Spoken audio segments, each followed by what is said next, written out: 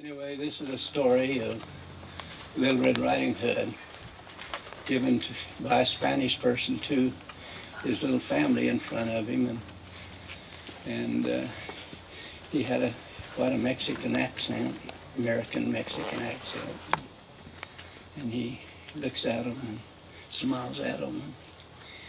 He says, "Once upon a time, a long time ago, there was a little girl, and his name was Little Red Riding Habits. And one day he was playing in his backyard, and he was picking the grasses up, and his mother calls for him and tells him, 'Little Red Riding Habits, why don't you take some cookies for your grandmother who is sick in the woodlands?' So Little Red Riding Habits, he thinks this is a very good idea, so he gets his little yellow basket, and he starts through the forest to his grandmother's place. And as he's walking through the forest, he picks the daisies here, and he picks the daisies over here, and he picks more daisies and more daisies, and the more he goes and goes, he comes to the big bad wolf. And he scares him, and he calls this big bad wolf. He says, "Mr. Wolf," he says, "what did you want?"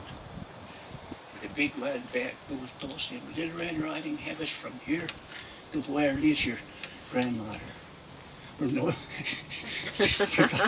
from here to where lives the three little pigs. So Little Red Riding Habits, he told him, he says, "Mr. Wolf," he says, "from here to there lives the three little pigs." And so this big bad wolf, he goes and he goes, he goes, and he goes some more, but he don't go no place. But anyway, he goes some more, and pretty soon he comes to this house, makes of sticks, stones, and bones. And he says, little pigs, you got it?" And the little pigs say, "We no got it, you got it?" Oh, this makes the big bad wolf feel so very bad. He says, "Oh, little pigs, you got to got it, because I no got it." But anyway, this big bad wolf, he tells these three little pigs, he says, "Little pigs, are you going to let me come for your house?" And these three little pigs say, "No, you're not going to come to our house." And boy, this makes the big bad wolf very mad. And he tells these three little pigs, he says, "You three little pigs, you're going to be sorry for that thing you told me for not coming for your house." He said, "I'm going to come down your chimneys." So anyway, this big bad wolf, he crossed to the top of the house. And all the times he was walking to the top of the house, these three little pigs put a little pans of water on the fireplace, And pretty soon this big bad wolf, he gets up on the chimney, and he comes down this fireplace, and he falls in these little pans of water. And boy, is he mad. He is boiling.